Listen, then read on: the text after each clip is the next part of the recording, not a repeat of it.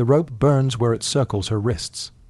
Kasia is 26 years old, and she can feel the coarse hemp cutting into skin that has never known anything rougher than silk. You can smell the stable stench of animals and old straw that fills this wooden building at the edge of the Roman camp. Can hear through the walls the sounds that her two younger sisters are making.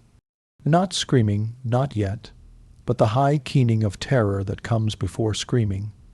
The sound of girls who have seen what is being prepared for them and cannot process what it means.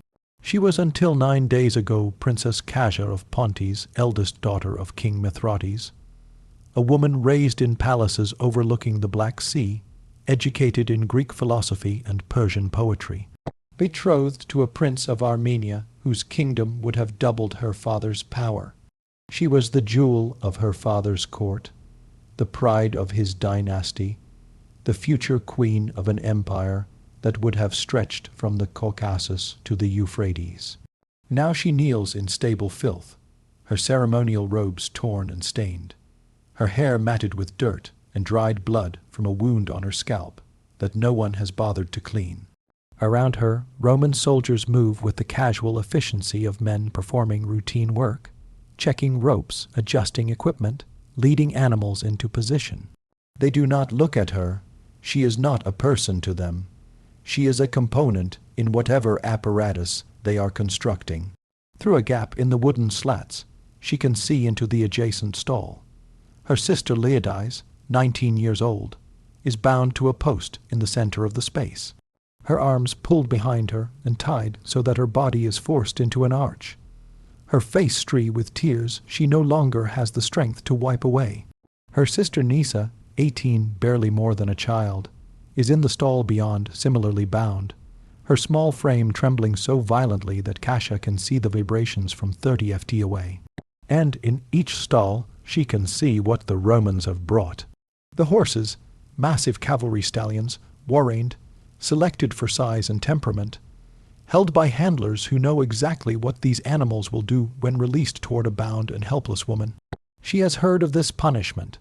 Every kingdom that bordered Rome had heard of it, whispered about it, used it as a warning to those who considered resistance. The Romans called it many things depending on which commander ordered it and what purpose it served. Sometimes it was spectacle performed before armies to demonstrate the consequences of defiance. Sometimes it was private, conducted in camps and prisons, where only the soldiers witnessed what occurred. But always it involved the horses. Always it involved women bound in ways that left them exposed and defenseless. Always it ended the same way. Her sisters are to be subjected to this. Leodice and Nisa, who have done nothing except be born to a king who dared to challenge Roman expansion, who built a coalition that threatened Roman control of the eastern trade routes, who won 3 battles before the 4th destroyed him and delivered his family into the hands of General Lucius Cornelius Crassus. She memorizes the name, adds it to the mental ledger she has been keeping since capture. The names of officers, the hierarchy of command, the patterns of authority that govern this camp. Information is the only weapon available to her, and she has been gathering it with the desperation of someone who knows that knowledge might be the only thing standing between her sisters and the fate being prepared for them. A man enters the stable. He is perhaps 50 years old, wearing the armor of a senior commander, his face bearing the weathered marks of decades of campaign. His eyes move over the scene with the practiced assessment of someone inspecting equipment, rather than witnessing the preparation for atrocity. This is General Cassius. She recognizes him from the surrender, from the moment when her father knelt in chains and was informed of the fates his children would suffer. The youngest first, Kraus says to the officer beside him. 18 is old enough, and her screams will help motivate the others. Nisa, they're going to start with Nisa. Kasia feels something shift inside her. The fear that has paralyzed her since capture does not disappear. But it recedes, pushed aside by something older and stronger. She has spent her entire life protecting her sisters. She taught ladies to read when their tutors gave up on her. She held Nisa through nightmares when their mother died. She has been their shield against court politics, against the expectations of their father, against the 1,000 small cruelties that palace life inflicted on royal daughters. She will not stop now, General Kashuz. Her voice comes out steadier than she expected, cutting through the ambient noise of the stable, drawing attention from soldiers who had been ignoring her. "I would speak with you." Kraus turns, his expression shifting from dismissal to curiosity. Prisoners do not typically address their captors. Certainly not prisoners about to witness their family's destruction. "The Pontic princess speaks," he says. "What could you possibly have to say that would interest me?" "An offer," Kasha says. "One that will benefit you more than watching children scream." She sees interest flicker in his eyes. Romans are pragmatic above all else. Even cruelty serves purposes for them. Intimidation, entertainment, the satisfaction of soldiers who have endured hard campaigns. If she can offer something of greater value, she might be able to redirect the cruelty, to take upon herself what was meant for her sisters. "What offer? Take me instead, all of it. Whatever you planned for them, do it to me. All 3 portions of punishment concentrated on one body. I am older, stronger. I will last longer. The spectacle will be greater." Kras studies her. She can see him calculating, weighing the entertainment value of what she proposes against the original plan. "Your sisters are younger," he says, "more appealing to certain tastes. 3 is more than 1. Why would I accept less?" "Because I have information. The locations of treasure my father hid before the final battle. The names of Roman officers he bribed during the war. The routes of the supply networks he established with Partha. She is gambling now, mixing truth with fabrication, hoping that greed will override other appetites. Give me my sister's safety, genuine safety, not death in a different form, and I will give you everything I know. I could torture the information from you. You could try, but I was raised in a court where poison was served at every meal, and assassination was casual conversation. I know how to die quickly when I choose to. Torture me, and you will get nothing. Accept my offer, and you will get intelligence that will make your career and wealth beyond what this campaign has already provided." She watches him process. This watches the calculation happen in real time. Romans are not sentimental, but they are ambitious, and ambition can be leveraged. "The horse," he says slowly, "you understand what you are offering to endure. I understand it will not be quick. It will not be private. My officers have earned entertainment, and I will not deny them. I understand. And your sisters will watch. That is part of the arrangement. They will watch what you endure for them, and they will know what they have been spared." Kasha feels her stomach revolt at this addition, but she forces herself to nod. If they are truly spared, if they are given safety afterward, genuine safety, not slavery, not being sold, not being given to soldiers, what would you consider genuine safety? Send them to Rome, to the household of someone who will treat them as guests rather than slaves. Let them live out their lives in comfort, even if it is comfort and exile. This is what I am buying with what you are about to do to me. Kras is silent for a long moment. Then he smiles, and the smile is worse than anything she has seen from him so far. "You love them," he says, "truly love them. That is rare in royal families. Most would sell their siblings for an extra hour of comfort. My sisters are the only family I have left. My brothers were killed in battle. My father will be executed after the triumph. My mother died years ago. Lineage and Nisa are everything. Then we have a bargain." He turns to the officer beside him. "Release the younger 2 from their preparations. Bring them here to witness and prepare the eldest for extended use." The words land with physical weight. Extended use. She knows what that means. Not a single horse, not a single session, but multiple animals, multiple days. Whatever duration Kras decides will provide adequate entertainment for his officers. But Laodice and Nisa will live. They will be safe. They will grow old in Rome while she endures whatever is coming. It is enough. It has to be enough. What you are about to learn has been deliberately obscured by 0 years of historical sanitization. The Romans who wrote the histories that survived were not interested in documenting what happened to the daughters of defeated kings. They mentioned triumphs and victories, recorded the names of conquered monarchs, noted the treasure that flowed into Roman coffers. But the women, the princesses and queens, who were captured alongside their fathers and brothers, were reduced to footnotes, mentioned only as parts of the procession, their ultimate fates left unspecified. Tonight, you will learn what those unspecified fates actually were. You will learn about the punishment that Roman generals reserved for royal women who represented conquered dynasties. The methods designed not merely to destroy individuals, but to annihilate bloodlines, to demonstrate so completely Rome's dominance that no one would ever again think resistance was possible. You will learn about the role of animals in Roman punishments, why certain methods were chosen for certain victims, what purposes the spectacle served beyond mere cruelty. You will learn about the hierarchy of suffering, why some captives were killed quickly while others were subjected to prolonged degradation, what determined which fate a prisoner received.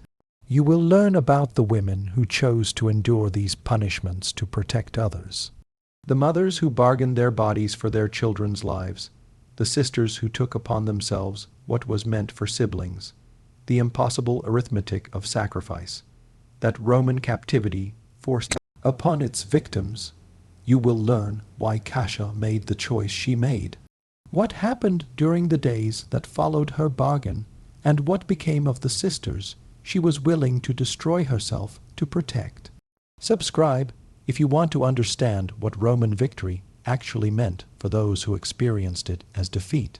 Comment below telling me where you are watching from, because Cassia is about to be prepared for what she agreed to endure, and I am going to tell you exactly what that preparation involved.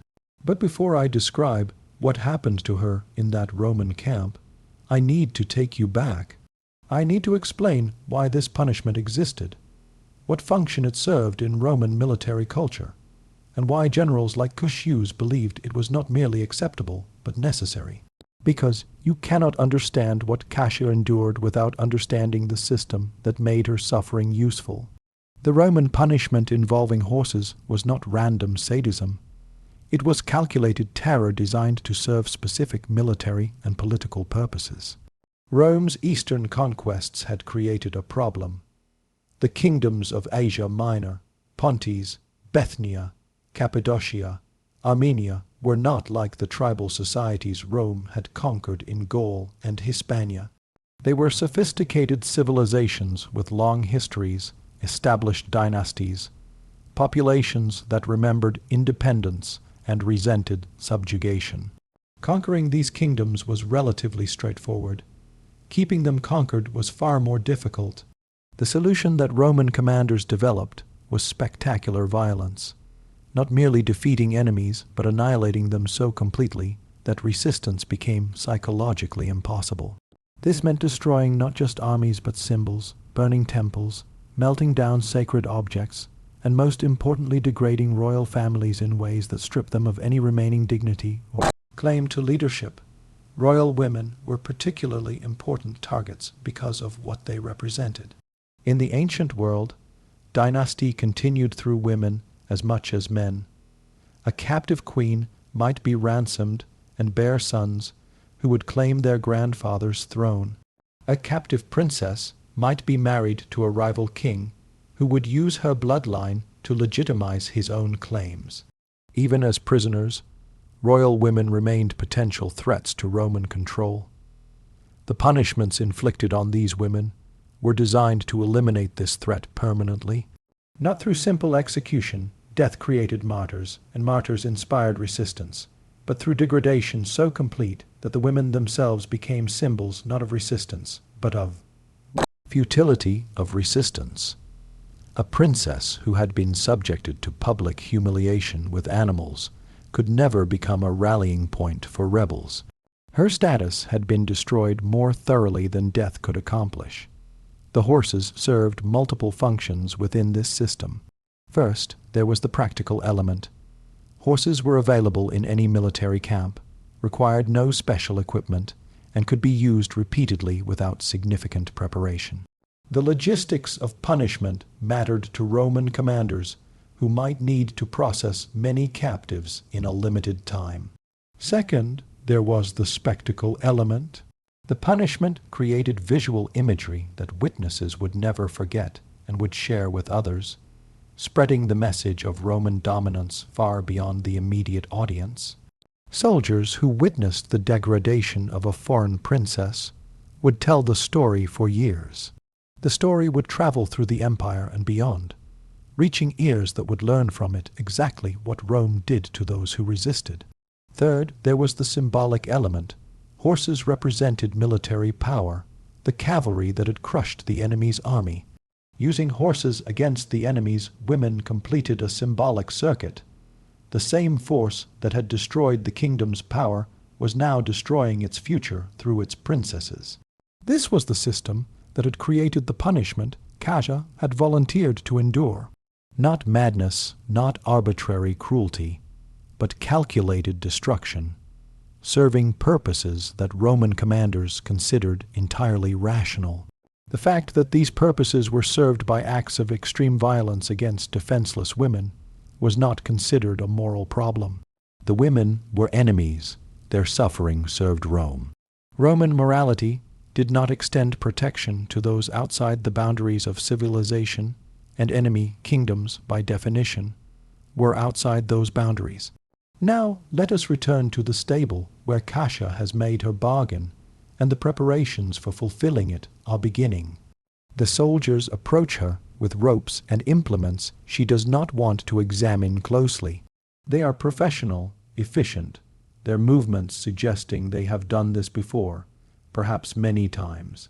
One of them cuts away her ruined ceremonial robes with a knife that passes close enough to her skin that she can feel the cold of the blade. Another begins the process of binding her in the position required for what is coming.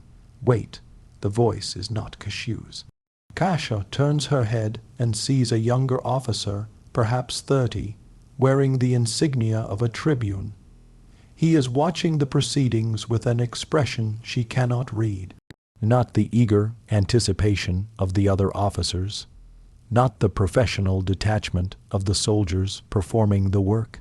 "General," the tribune says, addressing Cashu's, "a word, if I may."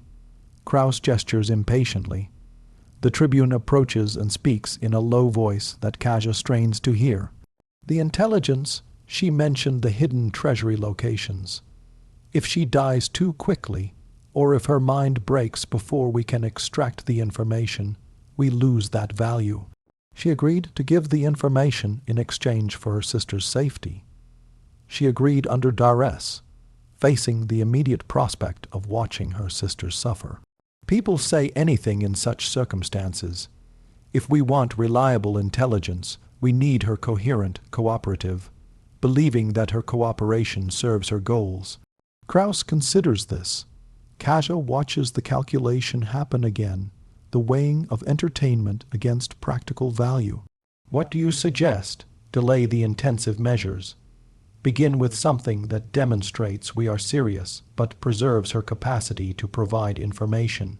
Extract what she knows, verify what can be verified, then proceed with whatever entertainment you deem appropriate.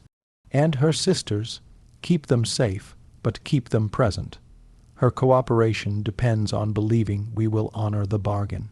If we harm them before she's given us everything, she has no reason to continue cooperating. Cashu's nods slowly. You make a reasonable argument, Tribune. What is your name? Marcus Antonius Pieriscus. You have a future in command, Pieriscus. You understand that cruelty should be purposeful rather than merely satisfying. He turns to the soldiers. Hold the preparations. Move the princess to the officers' quarters. We will extract her intelligence before proceeding with the entertainment. Kasia feels a complex wave of emotion relief that the immediate horror has been delayed.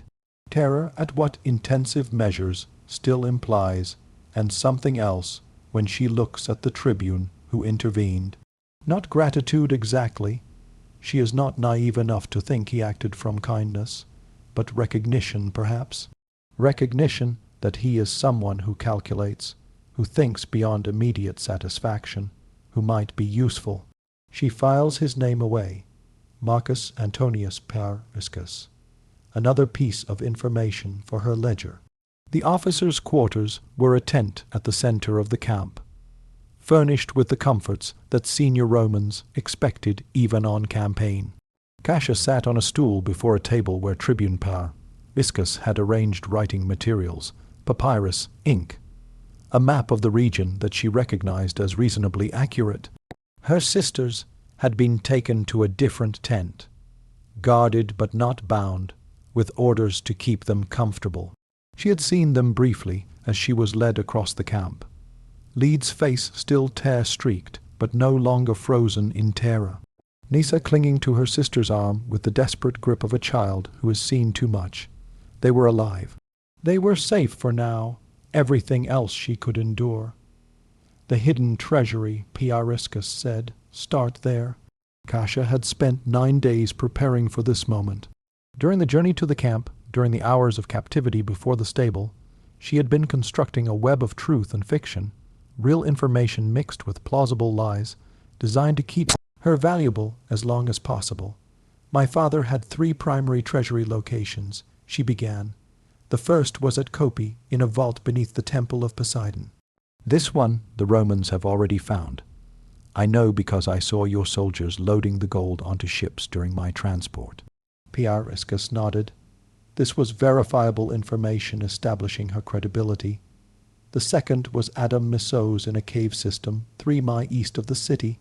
The entrance is concealed behind a waterfall.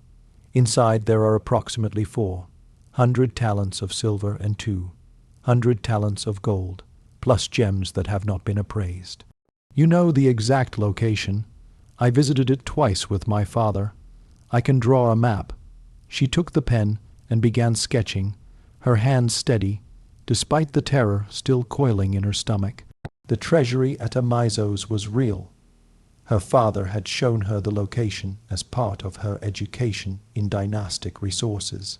Giving it away felt like betrayal. But betrayal of a kingdom already destroyed was a small price for her sister's survival.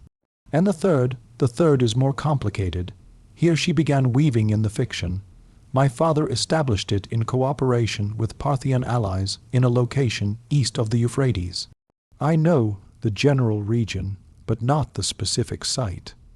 That information was held by my brother Mars, who died at the Battle of Cabira. Pariscus studied her. You are saying the third treasury may be beyond recovery. I am saying that recovering it would require negotiation with Partha, which may be more valuable to Rome than the gold itself. I know the names of the Parthian officials my father worked with. I know the terms of their agreements. This intelligence could be used to approach them, or to expose them to their own king as Roman sympathizers. She was improvising now, building structures of partial truth that would take time to verify or disprove. Every day spent verifying was a day her sisters remained safe, a day she remained valuable, a day the worst punishments remained delayed. The bribed Roman officers, Pariscus said, you mentioned those as well. I did, but that information is more sensitive. If I give you names and those officers learn they have been exposed, they become dangerous to you, to General Kosciusz, to anyone who might testify against them. You are bargaining. I am protecting my value. Once I have given you everything, I have nothing left to trade. My sister's safety depends on my continued usefulness. Pariscus looked at her with something that might have been respect. You are smarter than most captives. I was raised to rule a kingdom. I was educated by the finest tutors my father could hire. I speak 6 languages, understand 3 systems of law, and have read more history than most of your senators. She met his eyes directly. "I am exactly as smart as you would expect a princess of Pontus to be. The question is whether you are smart enough to use that intelligence rather than destroy it." A long silence. Then Periscus smiled, and the smile was not cruel, merely calculating. "I will speak to General Cassius," he said. "Continue working on the map to Amizos. We will resume tomorrow." He left her alone in the tent. Guards posted outside, but no one watching her directly. She continued drawing the map, making it detailed enough to be useful, accurate enough to withstand verification. And while she drew, she thought about Marcus Antonius Periscus, about what he wanted, about how she might use him to protect her sisters. He was ambitious. She had seen it in the way he had interrupted Cassius, inserting himself into a situation where he had no official role. He wanted advancement, recognition, the career benefits that came from association with successful commanders. She could give him those things. The intelligence she possessed could make his career, if he was the one who delivered it to Rome. If she could bind his interests to her sister's survival, she would have a protector whose motives were not kindness, but self-interest, far more reliable than any kindness could be. It was the beginning of a strategy, the beginning of hope. The days that followed established a pattern that Cassia learned to navigate. Each morning she was brought to the officers' quarters to provide intelligence. She gave it slowly, carefully, mixing real information with fabrications that would take time to verify. The treasury at Amizos was confirmed by a scouting party, establishing her credibility and raising the value of everything else she might reveal. The Parthian connections proved interesting enough that messengers were sent to Rome, requesting guidance on how to proceed. Each afternoon, she was permitted to see her sisters. These visits were monitored, but not prevented. Periscus had convinced Kraus that the visits maintained her cooperation, that a woman who could touch her sisters was more motivated to provide accurate intelligence than one who only heard reports of their continued survival. Leta and Nisa were being held in a tent near the camp's edge, guarded but not mistreated. They had been given food, water, clean clothing. The terror of the first days had faded into something more sustainable, a chronic fear rather than acute panic. They were surviving. "How long can you keep doing this?" Leides asked during one visit. She was the more practical of Cassia's sisters, the one who understood politics and calculation. "Eventually you will run out of information. What happens then? Then I find other ways to be useful. Romans need translators, scribes, people who understand Eastern customs and languages. I will make myself necessary, and if you can't, then I will have bought you enough time to reach Rome, to establish yourselves, to find protectors among the Roman families who collect Greek-educated companions. You are beautiful and educated and royal. There are Romans who will value that. At what cost to you?" Cassia did not answer immediately. The cost had been made clear, delayed, but not cancelled. Cassia still intended to fulfill the original purpose of the punishment. He simply intended to do it after she had provided all her useful intelligence. "It does not matter what happens to me," she said finally. "It only matters that you survive." "That is not true. You matter. What happens to you matters, not to Rome. And we are in Rome's power now. We must think like Romans, calculate values, weigh costs, accept trades that preserve what is essential, even at the price of what is dear." Nisa, who had been silent during this exchange, suddenly spoke. "I don't want to survive if it means you suffer. I would rather die with you than live knowing what you endured for us." The words hit Cassia like a blow. Her youngest sister, the one she had protected since infancy, was offering to share her fate rather than accept salvation at its price. "No," Cassia said, her voice harder than she intended. "You do not get to make that choice. I have already made it for you. You will survive. You will grow old. You will remember me as someone who loved you enough to do what was necessary. And you will not waste that gift by dying out of misplaced solidarity." Nisa began to cry. Cassia held her, stroking her hair. murmuring the same comforting sounds she had made when Nisa was a child with nightmares. But the comfort she offered was different now.